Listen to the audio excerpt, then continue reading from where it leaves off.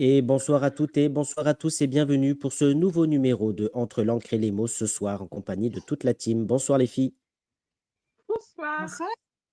ravi de vous retrouver. Donc on l'a dit ce soir pour parler donc du roman de Michael Miguer, donc le dernier empire des Templiers aux éditions Ramsay. Sonia, tu vas avoir l'opportunité de nous faire une chronique de ce livre. Qu'est-ce que tu peux nous dire en deux, trois mots avant de recevoir Michael sur ce livre? Une enquête qui va à 100 à l'heure, pas une minute de répit et franchement, c'est... Voilà. Je vais pas dire tout parce que j'en dis dans ma chronique, mais voilà. Eh bien, écoute, on t'écoutera dans quelques instants. Nous aurons bien entendu l'extrait de Marie. Donc, encore une fois, j'insiste, n'hésitez pas à mettre des écouteurs puisqu'il y a des petits bruitages et des petites musiques qui sont mis dans ces extraits. Donc, n'hésitez pas. On aura bien sûr la question de l'invité et on aura le fameux tête-à-tête avec Séraphine matin. Séraphine, qu'est-ce que tu peux nous dire sur Michael? Michael, j'ai été très surprise, très agréablement surprise par le personnage, par l'homme qui est très calme, très doux dans sa façon de parler, de présenter. Et pourtant, justement, son roman est très rythmé. Et du coup, j'aimerais bien savoir pourquoi est-ce que de l'économie à l'intérêt politique, on passe à un roman aussi, aussi enjoué. J'ai hâte de notre tête-à-tête, oui. Eh bien, écoute, on te retrouvera en fin d'émission avec Michael. Donc, je vous rappelle, mes chers amis, que vous pouvez suivre cette émission en direct le mercredi et le vendredi à 19h30 sur Facebook et YouTube. Et je vous propose tout de suite de recevoir donc Michael.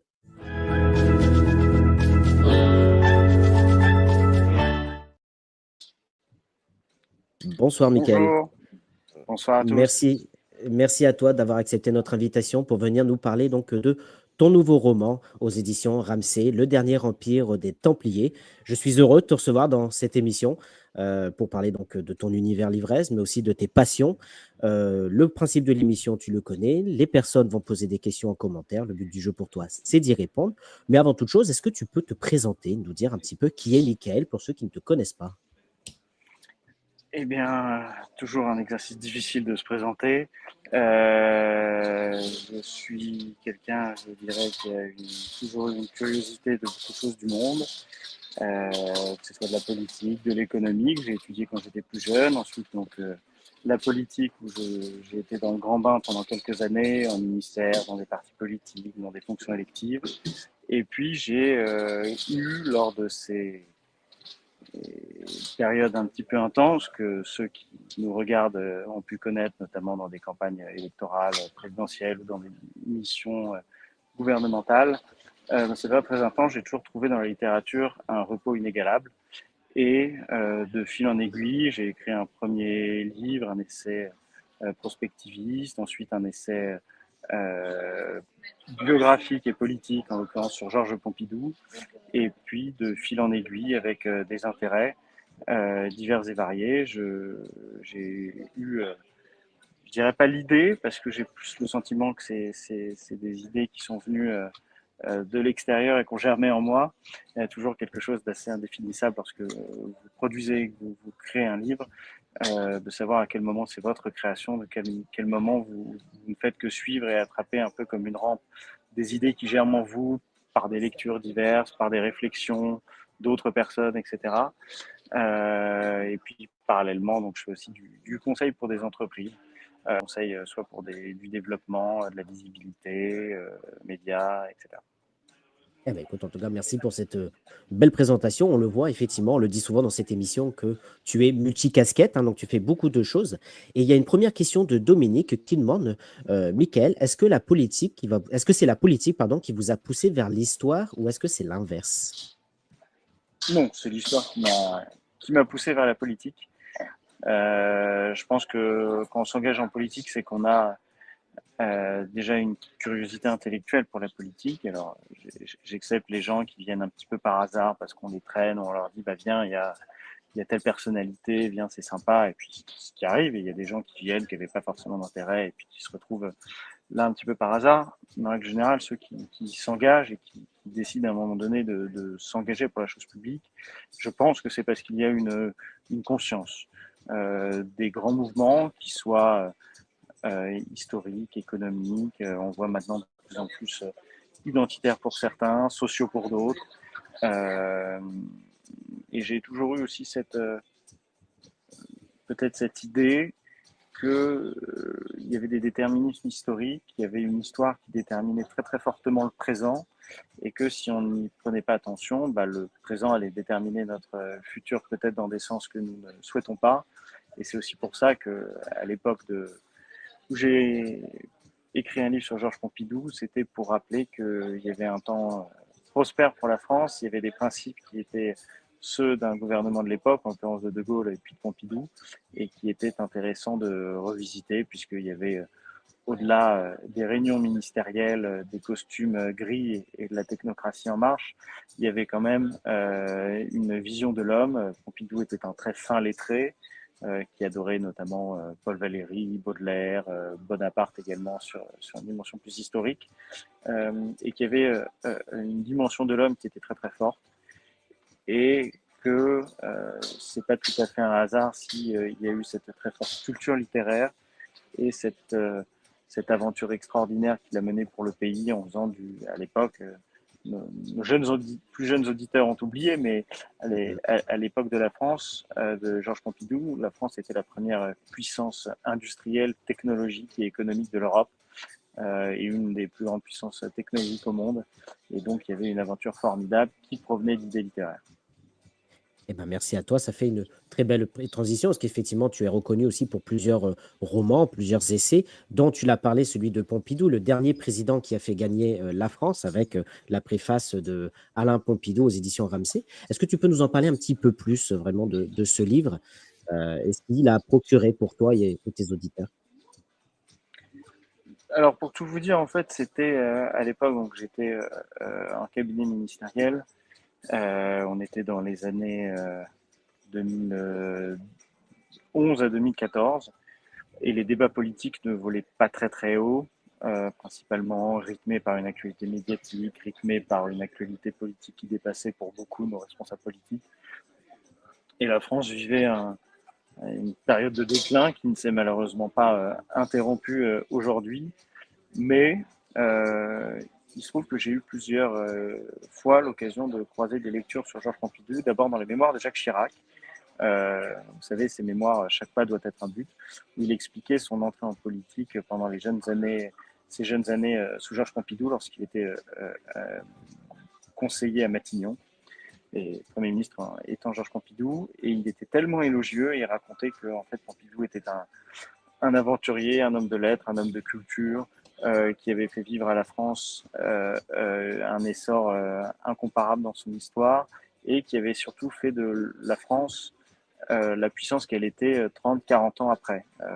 Dont il citait les réalisations avec les centrales nucléaires, le TGV, le Concorde, la téléphonie, les voitures, la modernisation des universités, etc. Et j'avais trouvé ce sujet fascinant. Et puis il y avait aussi eu un livre qu'avait coédité donc Alain Pompidou, son fils, puisqu'ils avaient retrouvé avec le fils d'un ami de Georges Pompidou des correspondances qui avaient été écrites. Et il y a eu donc Lettres, Notices et Portraits de Georges Pompidou, qui est paru en 2012, en automne 2012 de mémoire, et que j'avais trouvé aussi assez extraordinaire. Et je m'étais dit, tiens, il y a quand même quelque chose qu'il faut mettre en exergue, et en même temps qui résonne tellement avec les combats présents pour une France plus prospère et en même temps une France plus heureuse, et aventurière et optimiste et ambitieuse, que je m'étais dit que ça méritait de s'y attarder un petit peu. Eh ben, merci à toi pour cette présentation. Et c'est vrai que tu disais tout à l'heure que nos dirigeants n'avaient pas la même manière de faire de la politique à l'époque qu'aujourd'hui. Et il y a René, que je salue, bonsoir, qui nous dit, est-ce que pour vous, c'est la fin de la politique aujourd'hui? En fait, alors, on dévie totalement par rapport au livre, mais je crois que nous sommes en réalité à une période charnière qui peut être la plus excitante de tout ce qu'on a connu ces 50 dernières années. Depuis les années Pompidou, on est dans un déclin continu. Parfois, il y a des accélérations à ce déclin, mais le déclin est continu, pour tout un tas de raisons. Quand on regarde il y a 50 ans, nous avions 0% de dette et un PIB très très fort. Aujourd'hui, nous avons une dette qui est supérieure à notre PIB. Et on a décroché en termes de compétitivité, en termes de leadership, dans beaucoup de domaines. Il n'y a qu'à comparer ce qu'était la Chine il y a 50 ans, les 10 premières villes chinoises il y a 50 ans, et ce qu'étaient nos premières villes il y a 50 ans, ce qu'elles sont aujourd'hui, et ce que sont les villes chinoises qui sont très futuristes. Et nous avons l'impression que nous sommes restés un petit peu dans le passé.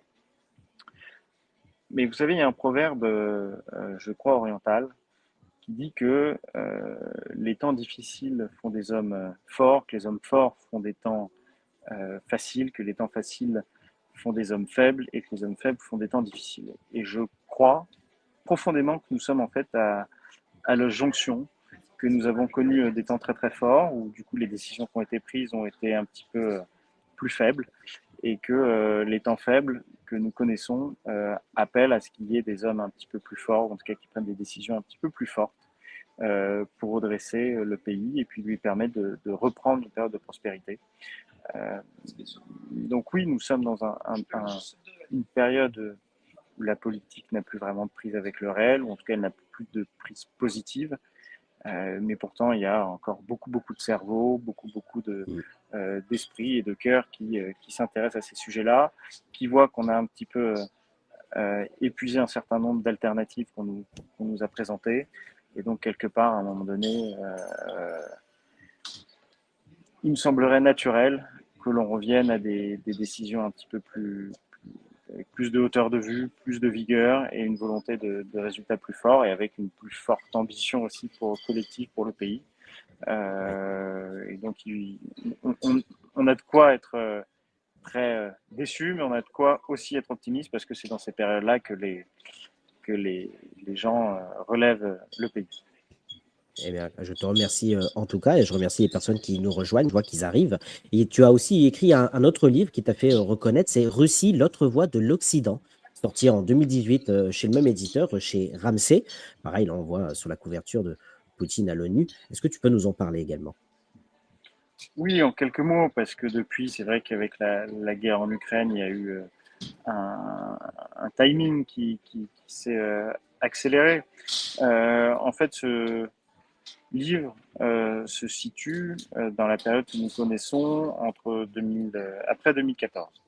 C'est-à-dire qu'il y avait déjà le sujet de la Crimée, qui était très fort, et il y avait aussi les sujets en Syrie, où là, on voyait bien qu'il y avait un bloc qui était le bloc des États-Unis, qui avait tant sur la Crimée que sur le Moyen-Orient, donc Syrie, on pourrait ajouter Irak et Afghanistan, avait des méthodes et avait un certain nombre d'actions, un certain nombre d'opérations, et que l'Europe était très majoritairement dans les actions avec les États-Unis. De l'autre, on voyait que la Russie, qui était plus faible économiquement et plus faible militairement au début des années 2000, avançait de plus en plus sur sa vision, sur des actions, de l'investissement en termes financiers, militaires, avait des voies de solution à chaque fois qui divergeaient, et qu'au fond, il y avait une vision alternative de l'Occident, presque un miroir inversé parfois,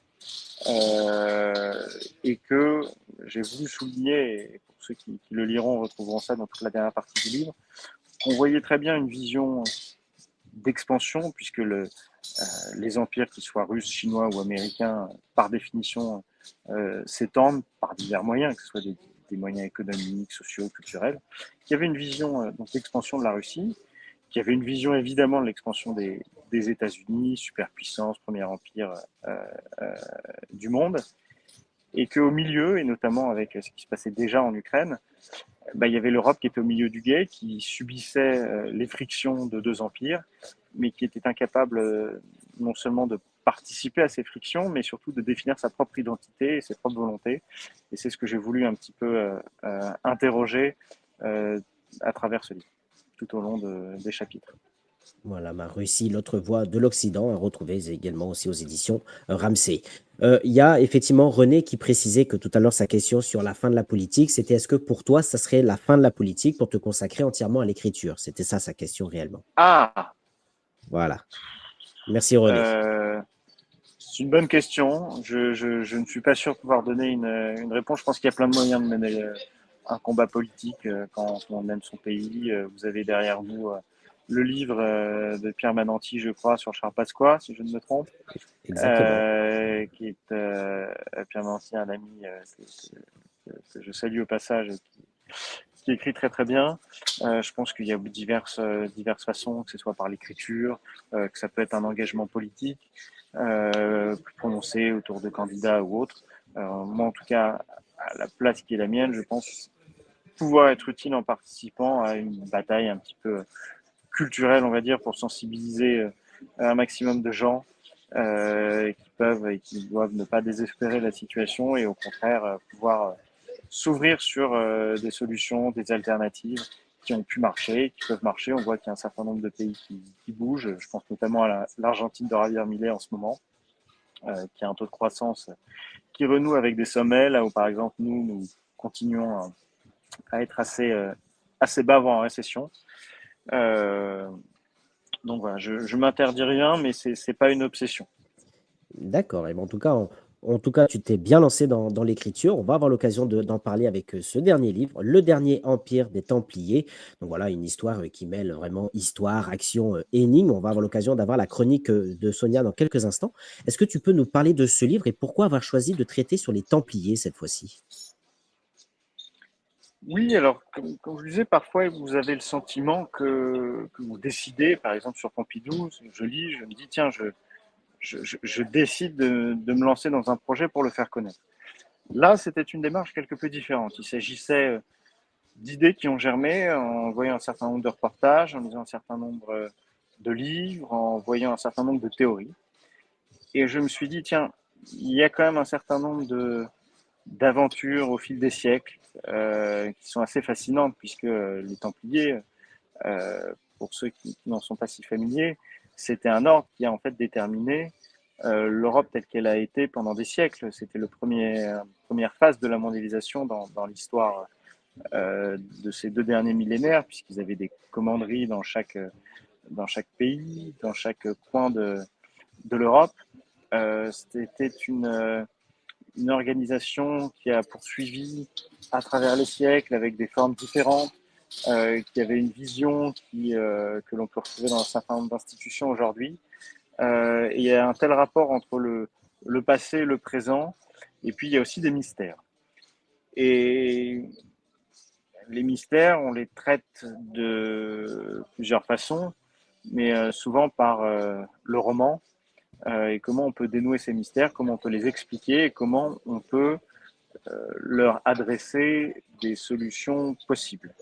Pour celles et ceux qui sont familiers notamment avec les livres de Dan Brown, c'est à chaque Oui. fois un petit peu ce qu'il fait, c'est-à-dire qu'il adresse tout au long un mystère qui grossit en intensité, et puis jusqu'au dénouement.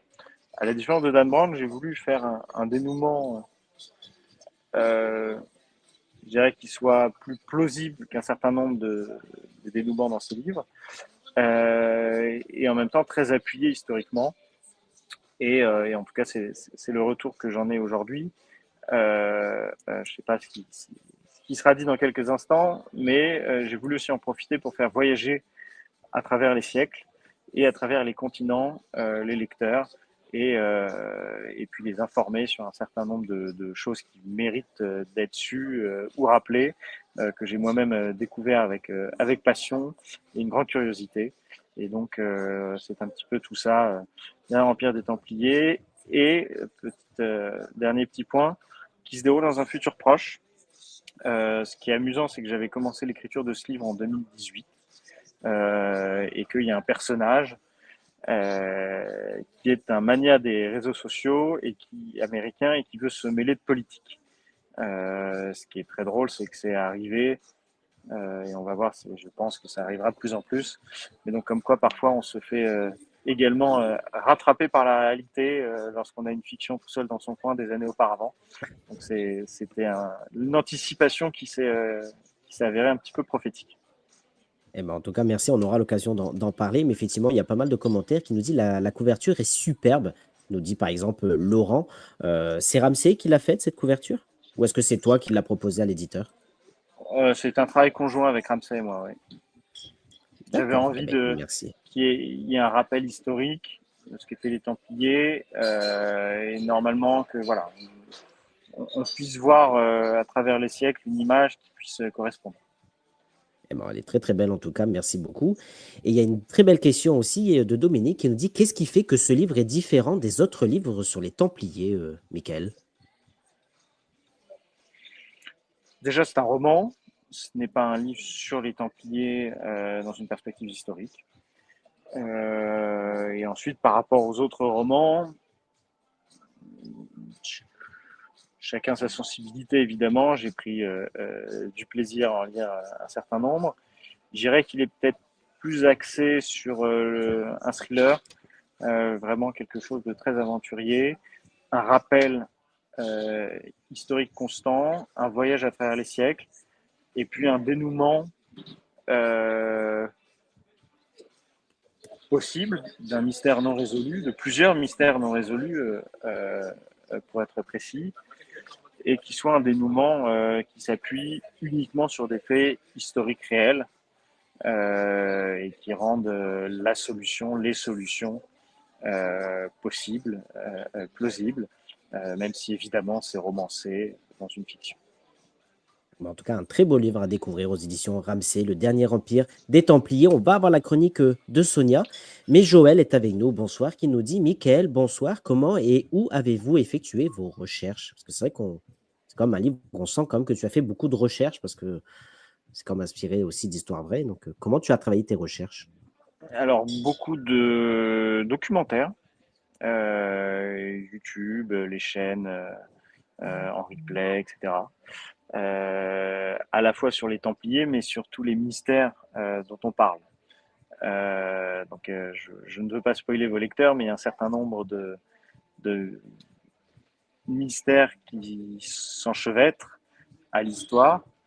Et donc, beaucoup de documentaires, beaucoup de livres, beaucoup de théories, beaucoup de recherches historiques pour voir quelles pouvaient être les théories qui seraient les plus plausibles. Un certain nombre de certains étaient des livres plus historiques, avec des dimensions de travail plus scientifiques, et d'autres étaient plus romancés. Voilà, principalement sur Internet, et puis avec un certain nombre de livres historiques. Eh ben, merci à toi. Et ce que je te propose, donc, c'est de recevoir Sonia pour la chronique de ce livre.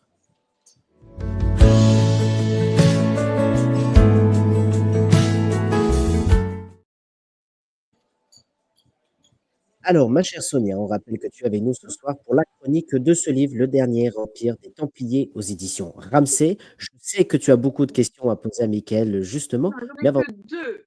C'est bien, j'en ai oui, que deux. eh ben justement, nous t'écoutons. 2028, année pleine de rebondissements en Amérique. Une élection présidentielle sous haute tension se prépare. Une femme est enlevée. Un éminent professeur doit se soumettre à un groupe d'hommes qui recherchent activement le trésor des Templiers. Dans ce roman, on suit en parallèle la future élection et l'enquête du FBI peu orthodoxe qui permettra de retrouver la femme du professeur. L'agent spécial Oxlade va devoir faire preuve de prudence et c'est avec l'aide du professeur qu'il va parcourir des centaines de kilomètres, traverser plusieurs continents afin de sauver Sarah.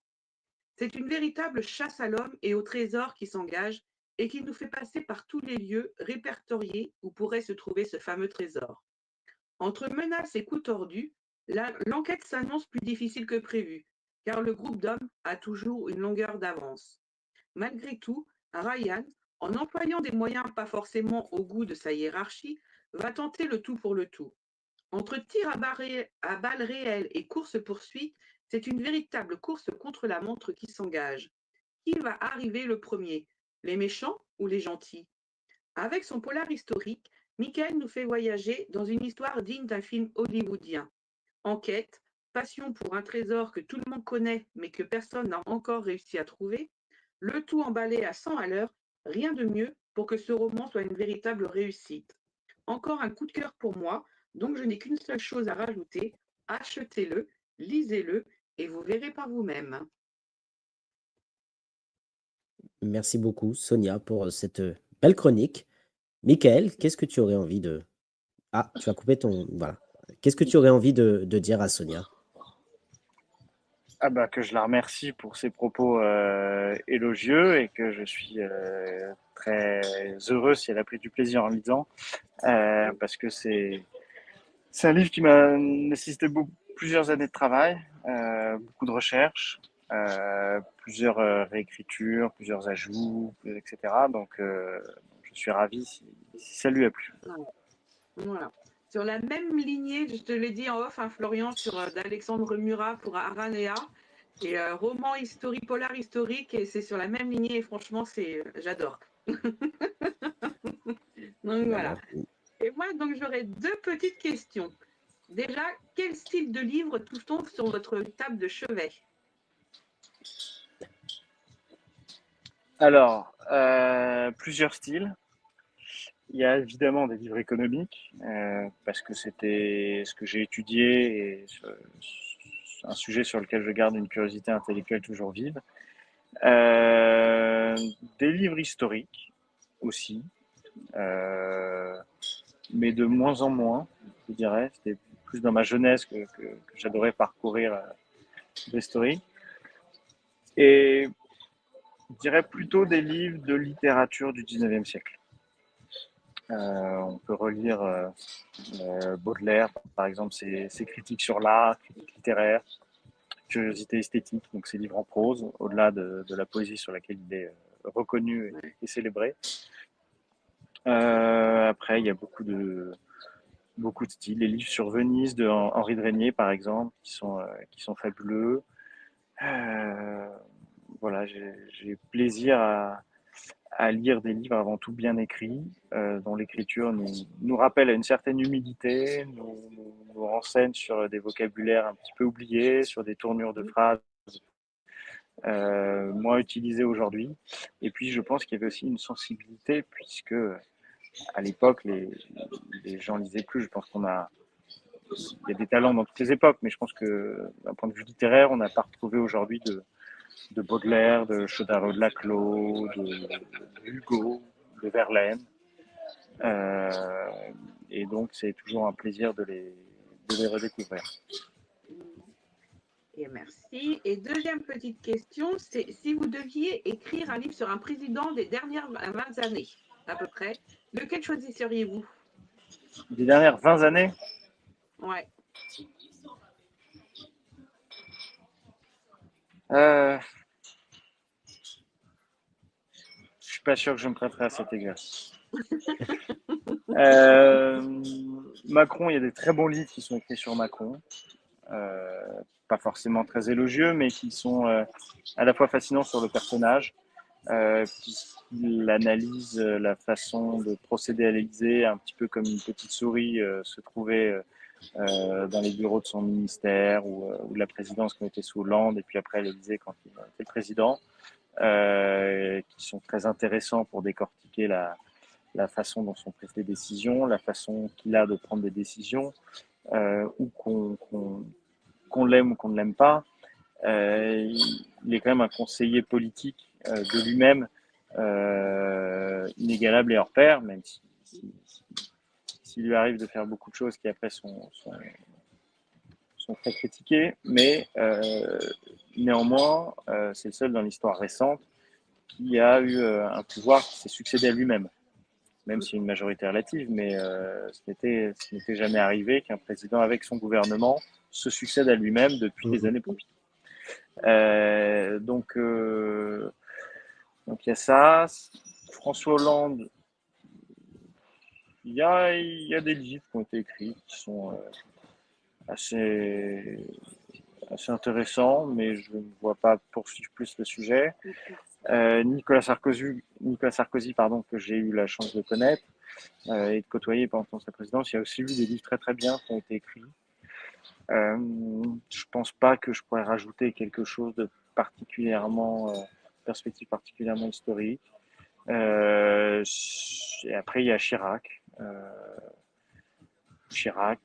Bon, son dernier mandat était un petit peu la fin de sa carrière de 2002 à 2007, mais il incarnait quand même une sorte de modèle français qu'on n'a plus retrouvé depuis, qu'on voyageait en Afrique, au Moyen-Orient, quand ils parlent de la France, ils ont encore Chirac en tête. Mm. C'est-à-dire celui qui a connu De Gaulle, qui a été longtemps à la tête du pays. Nous, on aime bien changer très souvent de leader. Dans beaucoup de pays et beaucoup de cultures, les leaders restent pendant des décennies. Et Chirac a marqué un certain nombre de pays, notamment francophones, et voilà, et qui avait le côté grand, et en même temps qui avait une personnalité à la fois touchante et chaleureuse avec les gens, et en même temps très intelligent, une forte culture, et, euh, et qui représentait la France à l'étranger d'une façon qui était peut-être plus, même si on pouvait la critiquer sur le fond, sur les positions qui étaient prises, sur le fait qu'il n'est pas parvenu à enrayer le déclin économique et un certain nombre d'autres éléments. Il incarnait quand même, en tout cas, personne n'a trouvé qu'il incarnait mal la fonction. Alors après, c'était une autre époque. Il n'y avait pas les réseaux sociaux, il n'y avait pas Mediapart, il n'y avait pas tout ça. Peut-être qu'il n'aurait jamais été élu dans la période récente. Mais voilà, je pense que d'un point de vue littéraire, ce serait peut-être celui qui serait intéressant de, de réétudier, de remettre au goût du jour. Dans un roman, Voilà. pourquoi pas. Ouais. Et j'ai une dernière question, du coup, qui me vient en tête. Est-ce que vous avez l'idée déjà de votre prochain roman ou pas? Oui, Pas de mais spoil. j'en suis qu'à la moitié de l'écriture. Un petit peu plus pour tout vous dire, mais après, comme il faut relire, réécrire, etc., je considère que j'en suis qu'à la moitié du travail. Et j'en ai pas encore parlé à des éditeurs, mais ce serait un roman plus littéraire et qui serait plus sur des sujets, on va dire, sentimentaux et qui permettrait de redécouvrir une ville. En l'occurrence, je vous ai cité mes lectures de chevet actuelles. En l'occurrence, donc la ville, ce serait le roman se déroulerait autour de Venise. D'accord. Eh, mais écoutez, il y a beaucoup de livres qui sortent sur Venise en ce moment, enfin, du moins sur le domaine de Venise. Je ne sais pas si c'est le hasard ou pas, mais en tout cas, il y a pas mal de petites questions intéressantes qui arrivent, puisqu'on rappelle hein, que tu es avec nous, Mickaël, pour nous parler de ce livre, Le Dernier Empire des Templiers, aux éditions Ramsay. Bah, il a fait pouf, il est parti. Et ben, il va revenir. C'est Le Dernier Empire des Templiers. Il est là, il est de retour avec nous. Pardon. Mais pas de problème, ça arrive, c'est les aléas du direct. On disait, donc il y a pas mal de petites questions qui sont arrivées. Donc là, je vais mettre ça là de côté. Il y a Dominique qui disait, pensez-vous que tout se répète dans l'histoire, que l'humain n'apprend pas de ses erreurs par rapport aux Templiers, par exemple? Ah, petit souci technique, mais ça va revenir.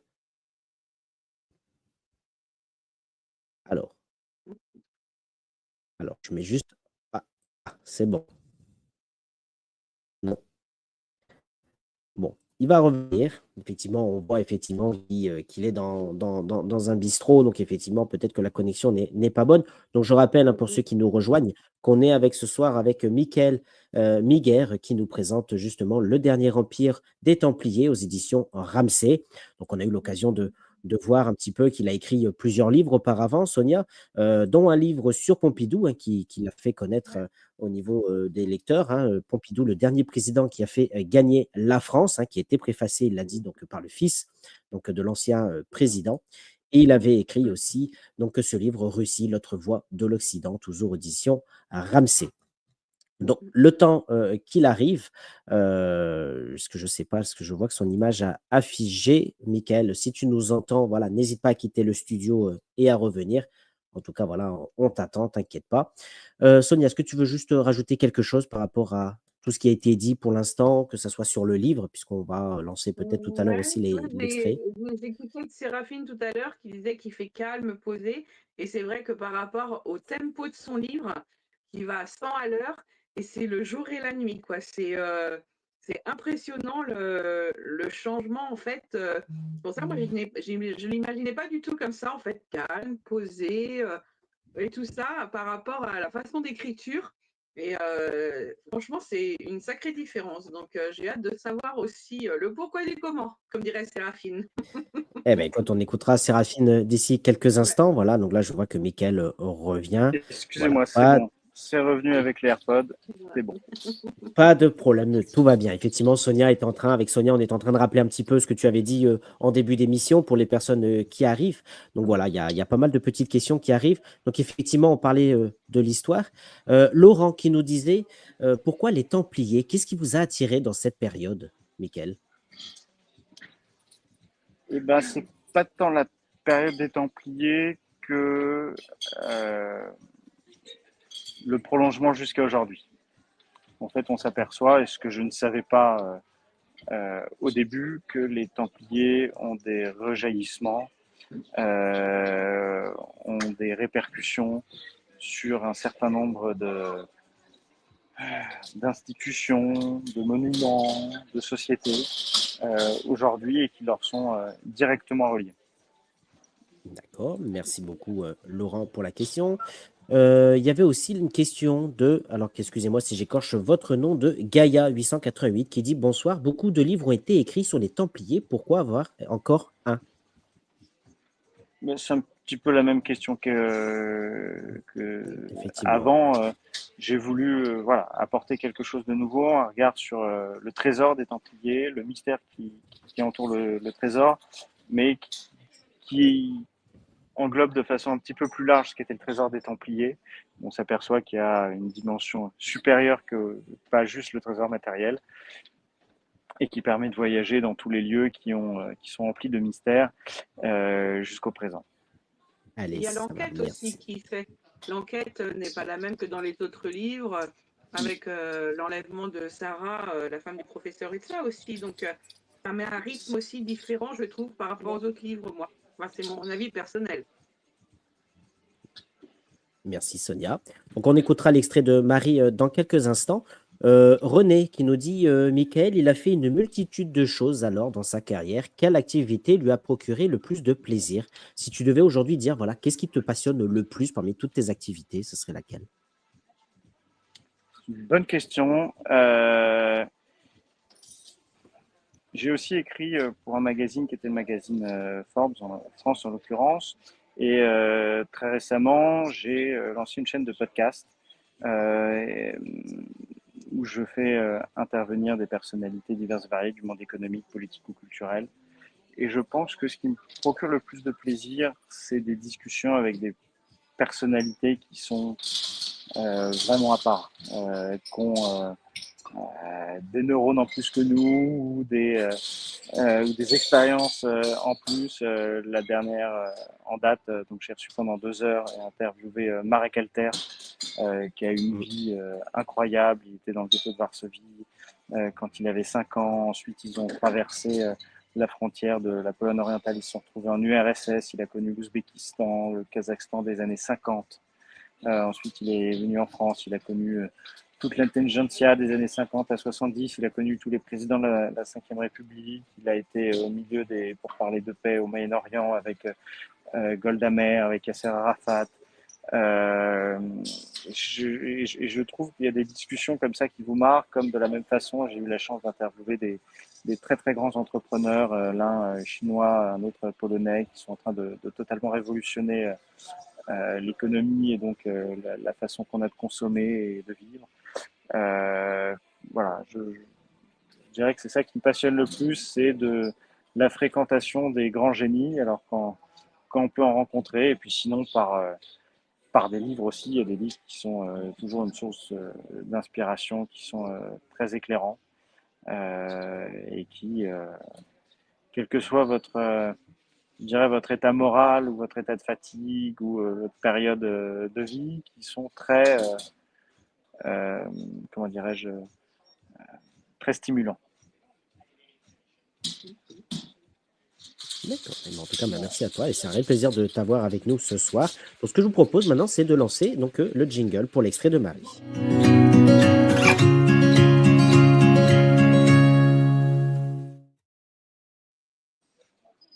L'extrait de Marie, la comédienne de l'émission, tu as lu un extrait de ce livre, Le Dernier Empire des Templiers, donc ce dernier roman donc, de Michael qui est avec nous ce soir. Donc, n'hésitez pas à mettre des écouteurs et voici cet extrait, voilà, plongé dans l'univers des Templiers pendant 3 minutes. Marie Méran présente un roman de Michel Miguière, Le Dernier Empire des Templiers, aux éditions Ramsay. Pendant ce temps-là, l'obscurité enveloppait la maison cossue des Duran, seulement interrompue par la lueur tamisée du salon où Sarah, plongée dans ses dossiers, préparait méticuleusement le roadshow destiné aux généreux donateurs de l'université. Le silence y régnait depuis un moment, jusqu'à ce qu'un coup à la porte le brise net. Le cœur de Sarah manqua un battement.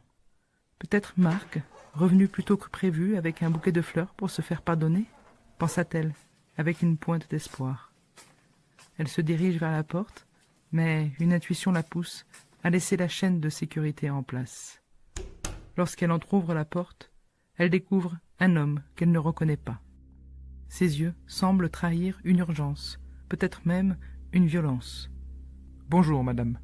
Je suis désolé de vous déranger à cette heure. Je m'appelle Arthur Perkins. Nous avons absolument besoin de parler au professeur Marc Duran. C'est d'une importance capitale. » Sarah sentit une boule se former dans son estomac. Les visites impromptues à une heure aussi tardive étaient rares. Et bien que Marc ait tissé un vaste réseau d'influence et d'expertise, cette intrusion nocturne la mettait mal à l'aise. « Je suis désolée, il n'est pas ici en ce moment. Si vous me laissez vos coordonnées, je m'assurerai qu'il vous rappelle dès son retour. » Sa voix tremblait légèrement, trahissant une inquiétude qu'elle ne parvenait pas à cacher. L'atmosphère est tendue. Les trois hommes, debout devant la porte, échangent des regards, quelque peu surpris par l'absence du professeur. Perkins, leur meneur apparent, reprend la parole. « Madame, nous sommes vraiment dans une situation critique. Pourriez-vous nous accorder quelques minutes de votre temps ?» Sarah hésite. Son instinct lui criait de refuser, de fermer la porte. Mais son expérience en relations publiques lui avait permis de désamorcer des situations tendues. Et puis, peut-être ces hommes étaient-ils vraiment en détresse ? « Entrez, dit-elle finalement, mais je ne peux vous accorder que quelques instants. »« Cela suffira, » répond Perkins, arborant un léger sourire de satisfaction. Perkins dégageait une aura imposante. Son allure athlétique, ses épaules larges et son regard direct et droit témoignent d'un passé militaire. Il était ex-commando rompu aux situations les plus extrêmes et aux missions périlleuses. Sarah, cependant, était loin de soupçonner la véritable nature de cet homme. Elle les guide vers le salon, leur offrant une place sur le canapé, tout en prenant soin de garder une distance sécuritaire. Alors qu'elle s'apprête à leur demander la raison de leur visite, Perkins la devance. « Madame Duran, nous pensons que votre mari détient des informations cruciales concernant le trésor des Templiers. Nous avons besoin de discuter avec lui de certains détails. » Voilà donc pour cet extrait, Le Dernier Empire des Templiers aux éditions Ramsay par Michael Miguière qui est avec nous ce soir. Michael, qu'est-ce que ça te fait d'entendre ton livre comme ça, lu et raconté? C'est une expérience inédite pour moi. C'est pas désagréable. En plus, c'est mise en scène avec une musique de fond, etc. Et non, on se rappelle du coup du choix des mots. Non, c'est particulier. Ouais. Et justement, comment tu as construit tes personnages? Puisque bon, tu le disais tout à l'heure, tu as écrit sur des livres avec des gens qui ont déjà existé, que ce soit sur Pompidou ou autre. Là, comment tu as construit tes personnages, justement? C'est vrai que c'est la première fois que j'écris un roman, donc c'est un exercice très, très particulier, nouveau pour moi. Donc je me suis d'abord beaucoup inspiré de romans, j'en ai beaucoup lu pour décortiquer la mécanique, les processus, la façon dont les personnages s'intégraient à l'histoire, qu'est-ce qu'ils racontaient au fil des chapitres, etc. Et du coup, j'ai voulu, alors je dirais deux, mais Sonia sait qu'il y a un troisième personnage et même un quatrième ensuite qui arrive. mais que chaque personnage apporte quelque chose. Donc, en l'occurrence, l'un qui est un professeur, qui est plus dans le savoir académique, historique, et qui vient nourrir le lecteur avec une connaissance très forte des pays, de leurs histoires, etc. Et un autre qui est un personnage plus jeune, qui est un enquêteur, et qui lui est celui qui va être un petit peu celui qui va nourrir euh, le fil de l'histoire par des réflexions euh, plus intelligentes, ou en tout cas en faisant de l'intelligence la capacité de faire des liens. Et donc faire des liens que les autres n'ont peut-être pas fait, grâce au savoir académique du professeur, grâce à d'autres choses qu'il peut percevoir, et que grâce à cette intelligence-là, petit à petit, ce duo peut amener à, en tout cas, avancer, pas jusqu'à résoudre, mais avancer significativement vers la résolution de mystères jusqu'à aujourd'hui non résolus. Oui, parce qu'ils sont D'accord. différents, mais ils se complètent en fait dans l'histoire. C'est ça. Et après, c'est vrai qu'il y a une troisième et un quatrième personnage qui viennent et qui viennent encore plus compléter à des moments de tension et apporter des éléments qui peuvent manquer et leur permettre de continuer l'aventure. C'est ça. Tu as dit tout à l'heure que tu avais commencé à l'écrire en 2018, donc il est sorti là en 2025. Mm. Comment ça s'est fait le cheminement de ton livre? Est-ce que tu avais un plan? Est-ce que tu savais où tu voulais aller dès le début ou tu t'es laissé un petit peu embriguer dans l'improvisation?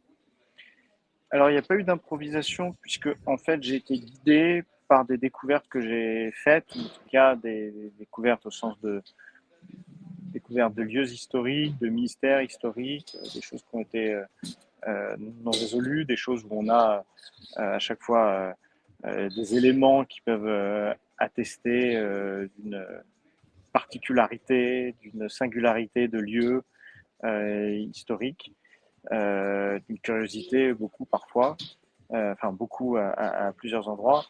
Et, et je savais assez rapidement qu'est-ce que je voulais donner comme dénouement. Et puis en voulant amener le dénouement de la façon la plus logique, je me suis dit, bon, je vais poursuivre une thèse. Et en fait, cette thèse-là, pour l'étayer, il y a eu beaucoup de thèses intermédiaires qui permettent d'avancer. Et donc, il y en a il y en a même que j'avais écrites, j'avais fait des chapitres entiers et que j'ai totalement supprimé parce que je les trouvais moins pertinents. Et puis d'autres que je pensais secondaires. Et puis je me suis dit, tiens, finalement, c'est vrai que cette thèse-là, en faisant davantage de recherches, en croisant les différentes théories, en croisant ma théorie avec des éléments historiques, je me dis tiens finalement celle-là a plus de corps et peut-être plus plausible que certaines. Donc il y a eu cette volonté d'arriver quelque part et puis au fil de l'écriture on a grossi certains passages, amoindri d'autres et en fait j'ai quasiment tout écrit 2018-2019. Bon, après, il y a eu évidemment le Covid, puis la vie qui vous entraîne dans d'autres directions, mais j'ai fait tout un travail de final il y a 1 an et demi avant de valider sa sortie définitive avec l'éditeur. Eh bien, écoute, merci à toi. Et il y a Laurent qui dit, après plusieurs années d'écriture, justement, est-ce qu'il n'a pas été trop dur de quitter tes personnages?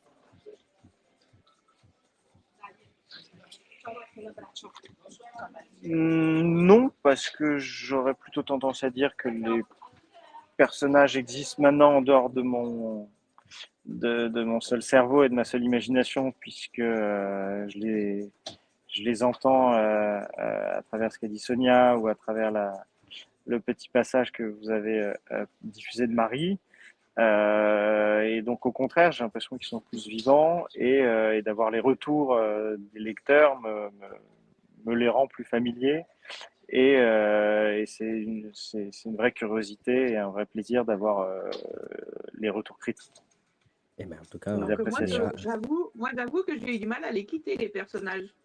Ah oui? Je rester un peu plus longtemps avec eux. Ouais. eh ben, écoute, en tout cas, C'est pas interdit qu'il y ait une suite dans quelques années avec ces personnages. C'est ce que j'allais te demander justement. Est-ce que ce seraient des personnages, sans spoiler bien évidemment, des personnages qu'on pourrait retrouver? Oui, on Voilà. pourrait les retrouver dans la suite, dans d'autres mystères, mais si vous allez jusqu'au bout, vous pouvez ouvrir les perspectives de vous-même vers Eh ben, les écoute, autres en tout mystères cas, qui pourraient être on, abordés. on- on- à te suivre, hein. Puis je rappelle que si on veut te suivre sur tes réseaux sociaux, on peut te retrouver et tu es assez présent, hein, on le voit, sur Facebook et Instagram. Voilà, tu partages assez régulièrement, dont justement, tu disais tout à l'heure le podcast avec Marek Alter qu'on peut retrouver sur tes réseaux sociaux. Dans quelques instants, on recevra Séraphine, mais avant toute chose, ce que je te propose, c'est d'écouter la question de l'invité.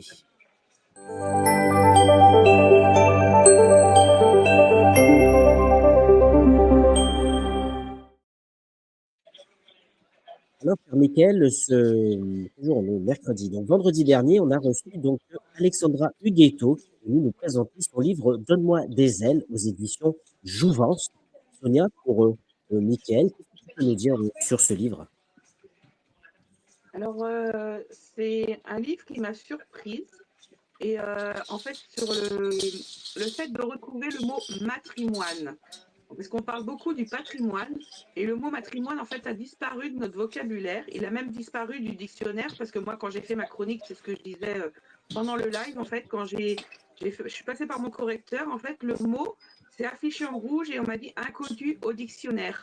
Donc, du coup, en fait, c'est toute une façon de faire, en fait, de retrouver le matrimoine et mettre à côté, ne pas enlever forcément patrimoine, mais le faire en sorte qu'il revienne aussi dans la bouche et dans le vocabulaire de tout le monde. Donc voilà. Eh ben, Donc eh les ben, femmes merci se à toi. révoltent.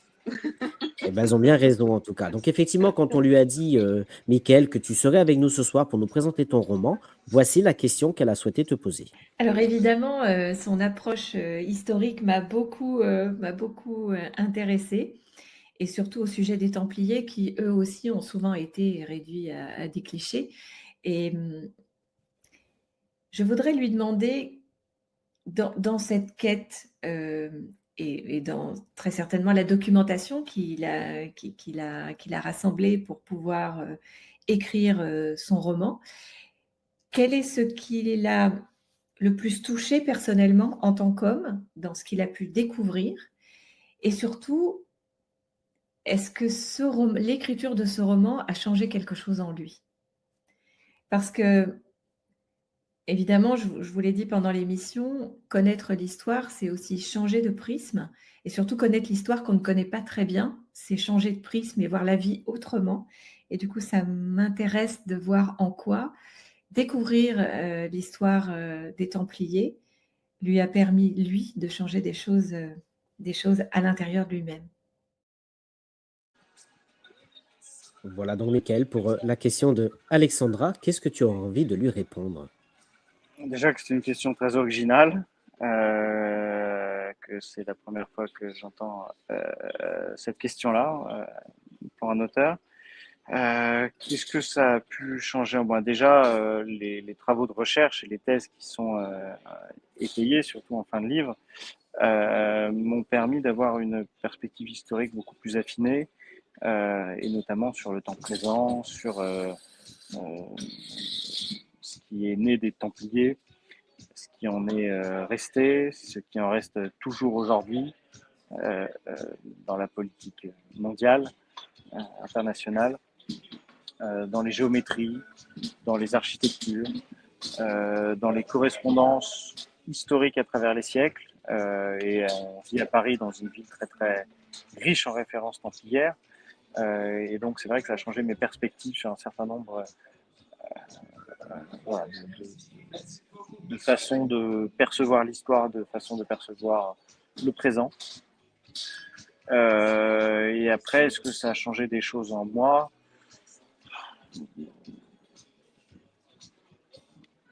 Dommage qu'elle ne soit pas là, parce que j'aurais aimé lui poser une question en retour. Mais euh, j'ai le sentiment que quand vous écrivez un livre, il y a une sorte d'accouchement qui se fait intellectuel, et que vous, comme pour des artistes peintres, dessinateurs notamment, ou des sculpteurs, vous identifiez quelque chose dans votre cerveau, vous allez jusqu'au bout du bout du bout de la création, vous affinez, vous retouchez, etc. Et puis vous avez, voilà, à un moment donné, vous dites, il y a quelque chose que j'ai réussi à sortir totalement de mon esprit. Et maintenant, c'est un objet fini et qui ne m'appartient plus. Et c'est vrai que je dirais pas que c'est quelque chose de plaisant. On est, disons, satisfait quand on allait jusqu'au bout de ce travail-là. Et comme c'était mon premier roman, c'est vrai que si quelques années auparavant, on m'avait dit que quand j'ai écrit Pompidou, par exemple, on m'avait dit que le prochain livre serait un roman sur les Templiers, je ne l'aurais jamais cru. Et donc, ça ouvre toujours des perspectives de vous dire que vous êtes allé dans des directions que vous n'aurez pas imaginées quelques temps auparavant et que vous avez réussi d'aller jusqu'au bout de cette aventure-là. Et donc, c'est toujours, ça ouvre toujours des perspectives sur soi, sur sa capacité à travailler dans des sens différents. Et c'est toujours, on va dire, motivant. Et ben, en tout cas, Un peu merci comme à une toi. grossesse, en fait. Pendant 9 mois, on a la grossesse et puis après, on l'accouche. Et puis voilà, et tout le monde en profite. Et il est beau le bébé, et puis voilà. Eh ben, en tout cas, merci beaucoup pour cette réponse et je suis d'autant plus touché en plus de te recevoir ce soir parce que bon, effectivement, on s'est connus dans diverses activités auparavant et aujourd'hui de se retrouver autour du livre, autour et dans ton premier roman. Vraiment, je suis ravi ce soir d'être à tes côtés. Donc, Sonia, est-ce que tu veux juste rajouter quelque chose à ce que vient de dire Mickaël? C'est tout bon. Non. C'est tout bon pour Alors, moi. eh ben, écoute, merci à toi. Donc, tu as répondu à la question donc, de l'invité précédent. Ça va être ton tour maintenant de poser une question à notre prochain invité, qui sera donc mes chers amis. Donc là, ce vendredi, nous aurons la chance, l'honneur de recevoir donc l'ancienne ministre Ramayad, qui viendra donc nous présenter son livre Les leçons de l'Amérique, Nation et puissance aux éditions de l'Harmattan. Sonia, en 2 mots sur ce livre. Très intéressant. J'ai appris plein de choses que je ne savais pas. Et j'ai hâte qu'on la reçoive justement pour en parler et l'écouter surtout. Voilà, dire le pourquoi du comment. Elle a décidé d'écrire un livre sur ce thème et j'ai hâte. Eh bien, écoute, en tout cas, on lui posera la question. Et toi, Mickaël, quelle serait la question que tu aurais envie de poser à Ramayad? Eh bien, j'en aurais évidemment beaucoup à poser à une telle personnalité, mais je dirais en substance ceci. Donc, cher Ramayad, j'ai eu la chance de vous croiser lorsque vous étiez ministre, à l'époque où vous aviez une pression et des coups de projecteur assez intenses sur votre personne et sur vos actions, et que maintenant on est une quinzaine d'années plus tard d'une aventure ministérielle qu'elle a connue à la suite d'une ascension très forte, qu'elle a été témoin, je pense, d'un monde politique finissant qui était un petit peu dans le prolongement de ce qui était depuis le général de Gaulle jusqu'à Jacques Chirac et que Nicolas Sarkozy avait poursuivi, même s'il y avait quelques transgressions, mais qui étaient dans une forme de continuité. Et que 15 années plus tard, elle a beaucoup voyagé, elle a connu beaucoup d'autres aventures que la vie politique, avec joie, j'en suis sûr, mais que on voit que la situation politique s'est dégradée, notamment en France. On voit qu'il y a de plus en plus de colère, de mécontentement et de déception qui s'expriment dans les urnes avec des votes de plus en plus radicaux et qui marquent des mécontentements très forts à chaque fois. Et comment, par son expérience de l'intérieur et en même temps par sa vision, à la fois à travers différentes géographies et différentes expériences qu'elle a pu connaître et différents milieux qu'elle a pu côtoyer après le monde politique, comment elle explique le fait que on avance parfois plus à reculons en ce qui concerne la gestion d'un pays et quelles leçons a-t-elle tiré qui peuvent être bénéfiques pour ceux qui nous écoutent et pour les prochains leaders. C'est une vaste question et je m'excuse par avance de lui adresser cette question qui mériterait beaucoup, beaucoup de réponses et dans un temps imparti assez court. Eh ben, merci à toi donc pour cette belle question qu'on aura plaisir effectivement à lui diffuser. Donc, on l'a dit, ce vendredi 2 mai à 19h30 avec Ramayad. Voilà, ce sera le premier live donc de ce mois de mai qui s'annonce déjà assez intéressant en termes de découverte littéraire, puisque comme tu l'as compris, cher Michael, dans cette émission, on reçoit tout plein d'auteurs unis d'univers différents. Donc, vraiment ravi de t'avoir avec nous ce soir. Donc voilà, encore une fois, merci. Il y a juste une question avant de recevoir Séraphine, qui, je sais, a pris beaucoup de notes pendant cette émission. Une question intéressante de Laurent qui dirait: qui rêveriez-vous de rencontrer pour une discussion?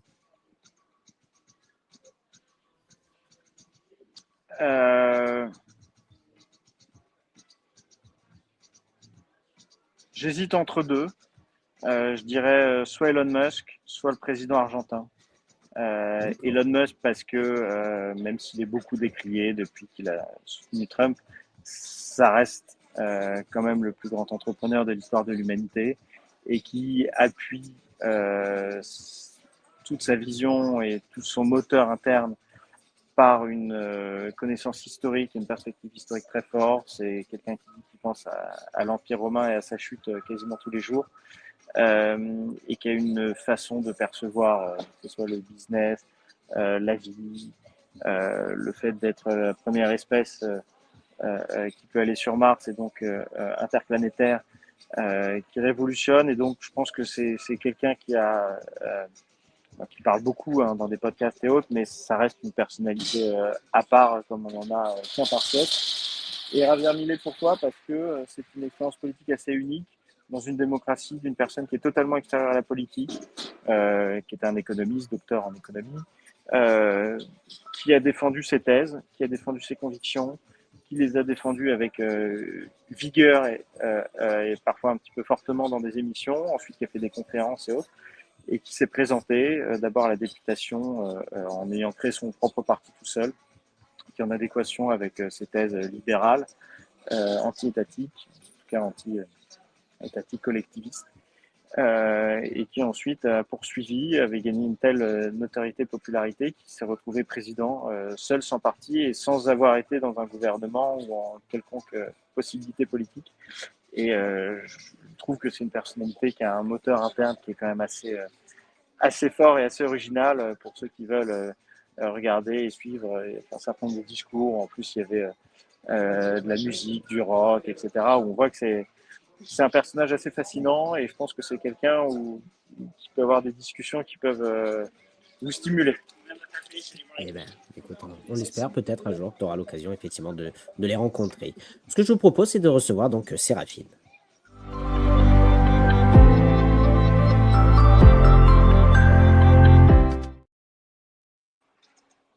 Alors, ma chère Séraphine, donc toi, on rappelle effectivement que tu es en coulisses. Toi, tu décris très bien ce que c'est cette émission entre l'encre et les mots, puisque tu as écouté très attentivement les réponses de Mickaël. Tu as un peu renseigné sur lui, chose qu'on n'oublie pas. En deux mots, est-ce que tu peux nous redire sur lui ce qui a été dit en ce début d'émission avant de vous laisser tous les deux en tête à tête? C'est très intéressant parce que elle, vous êtes effectivement, comme on a dit, de calme et posé. C'est un phrasé très calme, mais pour des phrases assez chocs quand même. Mais je lui ai fait peur. Non, j'arrive. Il arrive. On peut parler. Je suis là. Vas-y, il est là, t'inquiète, vas-y, continue, Séraphine. Vas-y, continue. Voilà, ce côté phrase, phrasé très calme pour quand même des phrases chocs et un bel optimisme dans une description quand même assez pessimiste. Donc c'est un équilibre que j'ai bien aimé. Eh bien, écoute, merci à toi. Donc, on rappelle juste, effectivement, qu'il est avec nous ce soir pour nous parler de ce livre, Le Dernier Empire des Templiers, aux éditions Ramsay. On vous laisse tous les deux. Ça marche. Oui, Michael, du coup, vous êtes un entrepreneur, un créateur, un passionné, clairement. Et du coup, je voudrais savoir d'où vient ce besoin de multiplicité. Comment ça se fait que vous aimez faire autant de choses? Bonne question, mais en fait, je le perçois pas comme ça. Je pense que, par exemple, quand on est en politique, c'est parce qu'on vient pour défendre des idées. mais que ces idées-là, bon, je sais que beaucoup viennent en politique en ayant la croyance qu'ils ont la science infuse et qu'ils connaissent tout, et qu'ils fonctionnent par éléments de langage, et que vous les voyez à la télé, ils sont experts du Covid, experts de la guerre avec l'Ukraine et la Russie, experts avec la Chine, experts en réindustrialisation des États-Unis, experts en maîtrise de la frontière de la Méditerranée, experts des systèmes monétaires, de tout ça. Moi, j'ai la modestie de savoir que je suis à ma place, que j'ai quelques idées, que j'ai travaillé sur des idées, que j'ai eu la chance de fréquenter un certain nombre de personnes qui m'ont appris un certain nombre de choses ou éclairé vers d'autres, mais que si on est engagé quelque part, c'est parce que on a travaillé sur des sujets en particulier. Et donc, les premiers livres que j'ai faits, c'était un travail sur ces sujets-là, et c'était pour moi une continuité. Et puis après, d'autres continuités, que ce soit des curiosités, que ce soit aussi peut-être aussi le fait, vous montrez Pompidou là à l'écran, c'est vrai que Pompidou m'a beaucoup marqué dans le sens où c'était quelqu'un qui était très fin lettré, d'une culture littéraire immense, qui avait d'ailleurs été, les gens ont retenu beaucoup son anthologie de la poésie française, et qui disait voilà, il y a la politique, mais il y a aussi la vie à côté, et il attachait une place très très forte aux arts. Et je pense que c'est pas tout à fait un hasard s'il a autant réussi en politique et en même temps eu une telle culture générale, une telle liberté de ton et d'esprit, et une telle importance accordée à la culture et aux arts. Je pense que c'est une sorte de continuité, que les arts vous permettent de vous ouvrir sur des perspectives très différentes, vous nourrissent, que la connaissance de la littérature, c'est-à-dire la connaissance des hommes, de leurs âmes, de leurs besoins, de leurs faiblesses aussi, vous permettent d'être un bon politique. Un politique aujourd'hui qui ne serait que celui qui fait des éléments de langage n'inspire pas la confiance. D'ailleurs, on le voit notamment maintenant avec l'ère des réseaux sociaux. Ils disent sur un ton très très assertif quelque chose, et puis bon bah 1 année, 2 années après, on leur fait observer qu'ils disent exactement l'inverse de ce qu'ils disaient auparavant. Mais parce qu'il n'y a pas nécessairement d'idéologie. C'est d'ailleurs quelque chose qui m'a amusé beaucoup dans mes expériences politiques, où dès qu'il y a quelqu'un qui est candidat parce qu'il est ministre, en exercice parce qu'il a eu le soutien d'un parti ou autre, on dit bon bah il faut trouver un projet. Je me suis toujours dit mais pourquoi la personne est candidate s'il n'a pas de projet? Parce qu'on imagine le général de Gaulle ou Pompidou se dire bon bah voilà, je suis candidat, maintenant ça y est, j'ai les habits du candidat, j'ai eu l'investiture du parti, j'ai filouté pour avoir le soutien d'un tel et un tel. Maintenant, qu'est-ce que je vais faire? Quel est mon projet? Et pourquoi être candidat si on n'a pas de projet? Et d'ailleurs, j'ai eu Marek Alter qui m'a fait observer la semaine dernière dans une interview. Il citait Golda Meir qui disait mais un politique ne doit pas noter, il doit tout avoir dans la tête. Ou s'il n'a pas tout dans la tête, qu'il change de métier et qu'il laisse des personnes qui connaîtront mieux les sujets que lui. Et je trouve que c'est quelque chose qui s'est un petit peu perdu, et le cerveau s'exerçant par la lecture, par la connaissance, travail intellectuel. C'est pour ça que j'ai toujours considéré que avoir des activités un petit peu littéraires, que ce soit en lecteur, que ce soit en discours. Il y a des personnes qui n'ont jamais écrit mais qui font des formidables discours. Je pense notamment à quelqu'un comme le bâtonnier Bonan, qui est un excellent orateur, pour celles et ceux qui veulent regarder ses vidéos sur YouTube. Apporte quelque chose à l'esprit, apporte des réflexions, des perspectives. Et puis après, voilà, on est aussi dans des périodes où par rapport à avant, on a une désintermédiation de l'information, on a une mondialisation où à l'époque, il fallait avoir un visa, il fallait aller dans une agence de voyage, il fallait se faire tamponner le visa, il fallait prendre un vol, il fallait découvrir une autre monnaie, etc. Aujourd'hui, juste avec un téléphone portable, vous pouvez prendre un billet pour n'importe où, voyager, découvrir des cultures, rencontrer des gens sur place. Et donc, on est une génération où je trouve que ce serait dommage de ne pas en profiter de cette ouverture au monde. Et de cette ouverture au monde-là, après naissent des ouvertures en termes même de travail, de mission, qui permettent de découvrir d'autres horizons. Mais du coup, en tant que enfant, adolescent, à quel moment on sent qu'on a envie du coup de s'investir, d'aller au-delà de ce qu'on entend ou des idées des parents. À quel moment on sent qu'on veut s'investir et qu'on veut faire quelque chose au monde politique. En fait, j'ai toujours eu cet intérêt, mais pour tout vous dire, euh, je croyais que c'était réservé aux premiers de classe, parce qu'il fallait être premier de classe pour faire Sciences Po, et que pour faire la politique, il fallait faire Sciences Po. C'est comme ça qu'on m'avait appris, ou que j'avais perçu à Oui. l'école, etc. Donc, en fait, j'étais très libre dans ma relation avec l'histoire, et je me suis dit, voilà, j'en discutais avec des copains, je me rappelle, qui étaient aussi des professeurs d'histoire sur Napoléon notamment, ou la Révolution. J'étais passionné, mais je m'étais absolument pas dit que c'était pour faire la politique plus tard. Pour tout vous dire, c'est très drôle. La première fois que j'étais allé dans une réunion, j'avais 16 ans, c'était à l'UMP au siège de la Boétie. Et il y avait, donc on était dans les années 2000, entre 2002 et 2004, et c'était sur la Turquie et l'Europe. Et puis il y avait un député qui était là, qui était membre de la commission Affaires étrangères, qui nous expliquait par A plus B qu'il y avait strictement zéro chance pour que la Turquie puisse rentrer dans l'Union européenne, ou qu'il y ait des négociations qui puissent arriver. Et 15 jours après, je lis dans le Figaro une tribune de Jacques Chirac qui disait qu'il faut ouvrir les portes de l'Union européenne à la Turquie. Et là, j'ai 16 ans et je me dis, mais attends, je vais dans une réunion du parti, ils disent que c'est impossible, ils expliquent par A plus B de tout. Et après, j'ouvre le journal, je vois l'exact inverse du président qui était aussi le chef du parti. Et donc, je me suis dit que c'était pas pour moi. En plus, c'est très drôle parce que j'en avais parlé de cette anecdote-là avec quelqu'un qui était un jeune militant à l'époque, quelques années plus tard, et qui se trouve être Benjamin Haddad, que j'ai beaucoup connu en tant que militant, et qui maintenant est ministre de l'Europe. Donc, comme quoi, parfois, la vie vous réserve plein de surprises et vous fait découvrir des choses et des personnes sur un chemin de vie curieux. Et puis après, en fait, j'ai été étudiant en économie à Paris 1, à la bien nommée antenne de Tolbiac, très connue pour ses blocages et ses manifestations et ses grèves.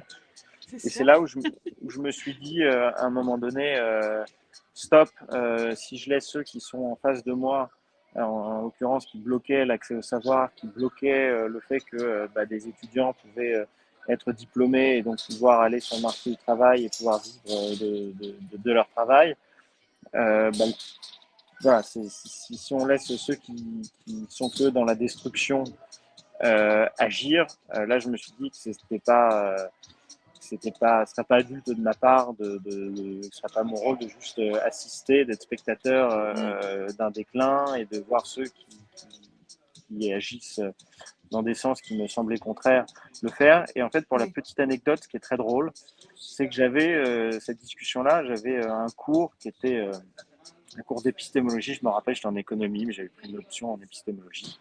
Et donc, on était avec des étudiants qui étaient en philosophie. Et il y avait un étudiant qui se trouve avoir été au lycée avec moi à Paris, qui lui était à gauche, au PS et au MJS à l'époque, et qui me dit que lui est engagé, etc. Et donc, il me dit, mais bon, on n'est pas du même bord, mais pourquoi toi, tu t'engages pas? Parce que ça se voit que tu as des convictions, etc. Et je lui dis, oui, mais quand j'en vois à la télé qui défendent des convictions de droite qui ne paraissent pas nécessairement celles dans lesquelles je m'identifie, je me dis que j'aurais pas ma place. Il me dit, mais non, tu te trompes, tu devrais y aller, c'est comme au PS, on a plein de courants. Si tu es d'accord avec les idées en général, après tu peux pousser les idées qui te correspondent le plus, tu verras des personnes qui incarneront ces idées-là, vas-y. Donc, ce qui est très drôle, c'est qu'en fait, j'ai été poussé par quelqu'un qui était au MJS et à gauche pour m'engager à l'époque à l'UMP quand j'étais plus jeune. Et puis, en fait, très, très vite, une fois que j'étais sur place, j'ai rencontré des gens avec qui je me suis très bien entendu, qu'on voit parfois à la télévision. Je pense notamment à Jonas Haddad, Stéphane Tiki, Pierre-Henri Dumont, Benjamin Haddad. Voilà, et plein d'autres. Et puis ensuite, je me suis retrouvé au bout de quelques années avec dans des réunions étroites dans une campagne présidentielle avec Nicolas Sarkozy, que je ne voyais qu'à la télévision quelques années auparavant. Et là, Oui, voilà, on est happé par la passion et on a l'impression qu'on est vraiment spectateur étroit de l'histoire. Donc oui, voilà. de l'histoire, justement, encore. D'accord. Impression, participation à l'histoire, du coup. C'est ça aussi, c'est de vivre quelque chose, de ne pas être spectateur de quelque chose, mais acteur de quelque chose. Et à côté de ça, parce on sent la passion et on sent que c'est quand même la chose le plus suivie, le plus accompagnée, mais vous êtes aussi entrepreneur, créateur, vous aidez à la gestion d'entreprise, à la communication d'entreprise, enfin, vous faites aussi beaucoup de choses à côté. Et pourtant, enfin, j'ai l'impression que c'est pratiquement anecdotique dans votre discours, dans votre parcours, alors que c'est quand même quelque chose qui est encore, enfin, qui est présent, qui est très présent.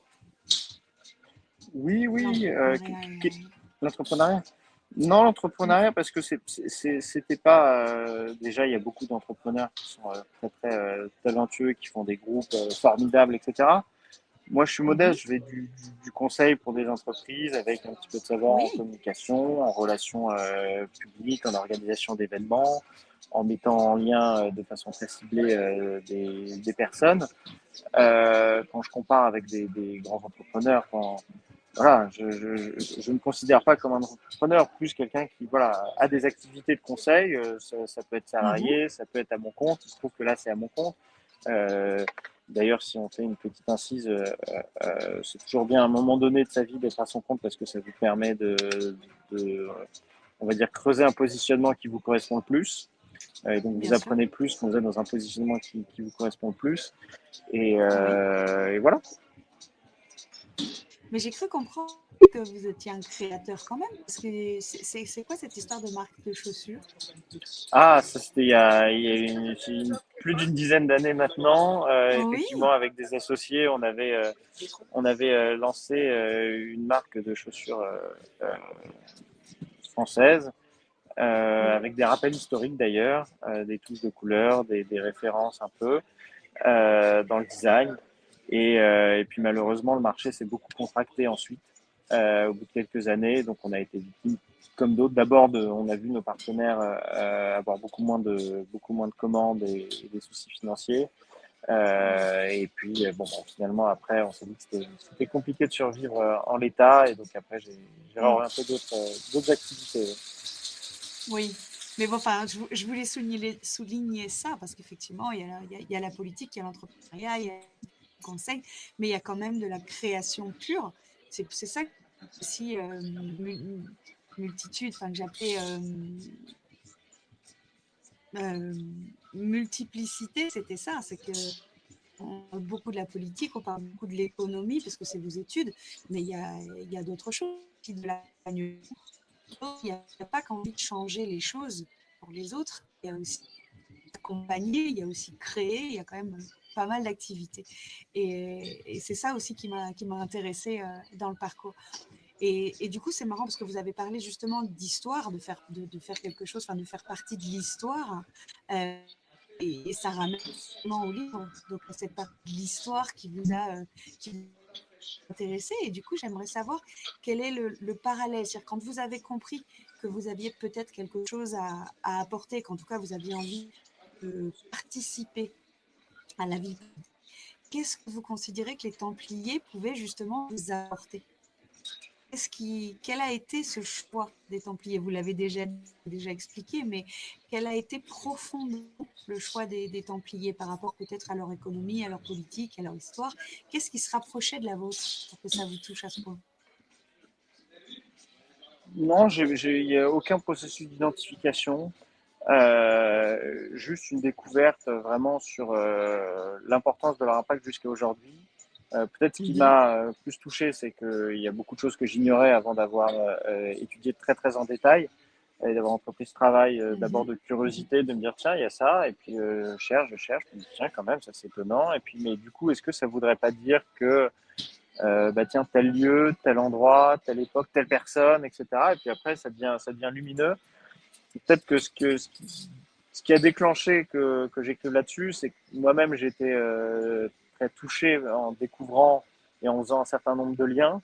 Et je me dis, tiens, là, c'est un peu trop puissant comme révélation pour que je ne le garde que pour moi. Et D'accord. donc, plutôt que d'en parler juste à des amis, etc., de l'écrire et d'en faire quelque chose qui puisse Oui, être romancé et puis diffusé. ouais, je vois très bien. Je vois très bien l'idée. Mais ça aurait pu être une thèse. Ça aurait pu être justement sur le même schéma que les autres et quelque chose de très factuel. Comment vous passez du factuel au romanesque à quel moment vous vous dites je vais pas faire une thèse, je vais vraiment romancer, je vais m'amuser avec ce que je découvre, je vais m'amuser avec l'histoire. Bah, de façon assez naturelle, puisque en réalité, ce sont comme vous l'avez dit, des thèses. Oui.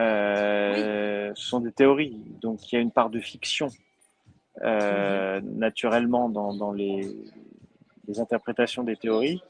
Et Mhm. donc ça me paraissait bien en plus qu'il y ait un cheminement dans la réflexion qui amène aux révélations et que ce cheminement, du coup, se fasse sous forme de roman. Oui, d'accord. Non, mais c'est chouette. J'aime bien le parallèle et le passage de choses très, très, très carrées, très concrètes, et quelque chose de romanesque, d'historique et d'un petit peu plus vaporeux, du coup, et je trouve ça chouette. Est-ce que l'expérience, du coup, vous l'avez dit tout à l'heure, que du coup, l'expérience vous a plu et qu'il y en aura d'autres, des romans. Mais j'aimerais, du coup, savoir sur quelle légende et quel trésor vous aimeriez maintenant déterrer.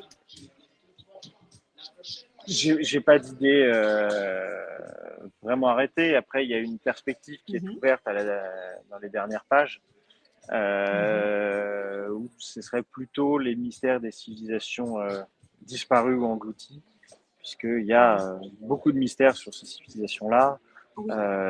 dont on parle beaucoup des pyramides, d'Atlantide, Mhm. etc., Oui. et qui finalement nous interrogent sur notamment ce qu'ont pu être d'autres civilisations. Alors, il y a des théories plus.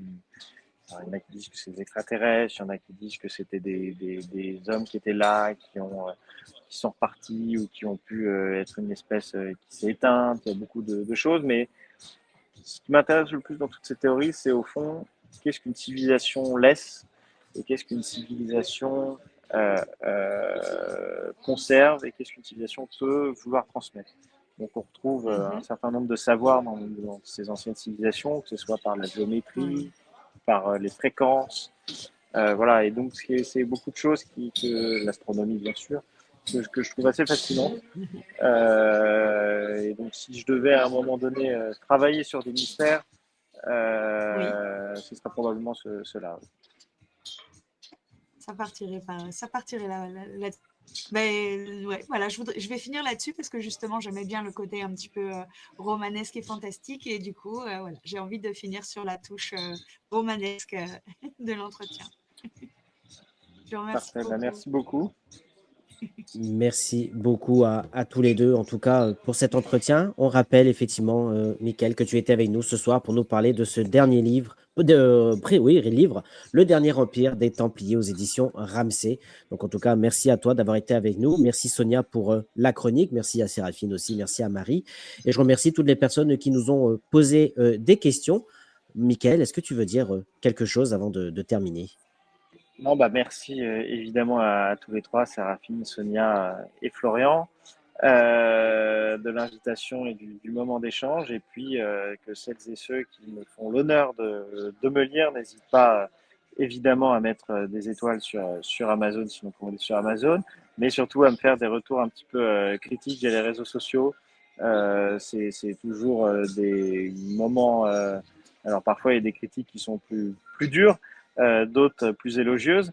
Mais c'est comme ça aussi que on se nourrit du public. Et puis quand on écrit, bah, c'est pour un public. Et donc tous les retours sont les bienvenus. Et puis c'est toujours très satisfaisant de voir qu'on a pu être lu par des personnes qui ont pris le temps de se plonger dans vos réflexions et dans votre travail. Bah, Merci merci à toi encore. en tout cas. Merci beaucoup. Donc, ton dernier livre à retrouver aux éditions Ramsay. Et je rappelle, mes chers amis, que vous pouvez retrouver cette émission chaque mercredi et vendredi soir et qu'on se retrouve ce vendredi soir avec Ramayad sur cette même chaîne à partir de 19h30 pour son nouveau livre Les leçons de l'Amérique, Nation et puissance aux éditions de l'Harmattan. Merci à tous pour vos questions. Voilà, merci Michael, très intéressant. Grand merci, nous dit les commentaires. Donc, merci à tous. Lisez des livres. On se dit donc à vendredi. Et encore merci Michael. Ciao. Merci, au revoir. À vendredi.